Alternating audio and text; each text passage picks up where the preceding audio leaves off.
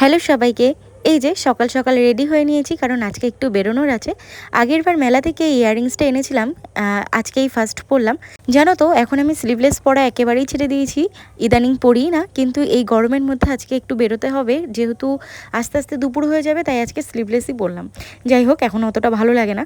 এই দেখো, বাইরে বেরোনোর পরে ভাবলাম যে ওয়েদারটা মোটামুটি ঠিক আছে, কিন্তু একটু দূর যেতে না যেতেই বুঝলাম যে এই গরমে যে কী অবস্থা হবে শুধু আমিই জানি। এই দেখো, কাজ করতে না করতেই একটা ওআরএস নিয়ে নিয়েছি, কারণ শরীরের অবস্থা অনেক খারাপ, বাইরে এত গরম। কিন্তু এমার্জেন্সি কাজের জন্য বেরোতে হয়েছিল।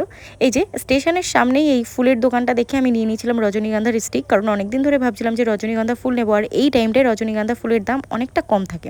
যাই হোক, বাবা আমাকে একটা ফ্লাওয়ার ভেস দিয়েছিল, আমি অনেকদিন ধরে ভাবছিলাম যে রজনীগন্ধার স্টিক এনে রাখবো। ফাইনালি এই যে নিয়ে নিলাম।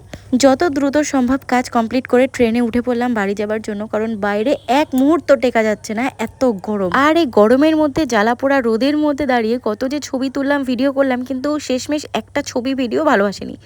যাই হোক, কিছু করার নেই, কারণ আমি সবসময় ছবি ভিডিও তুলতে আমার খুবই ভালো লাগে।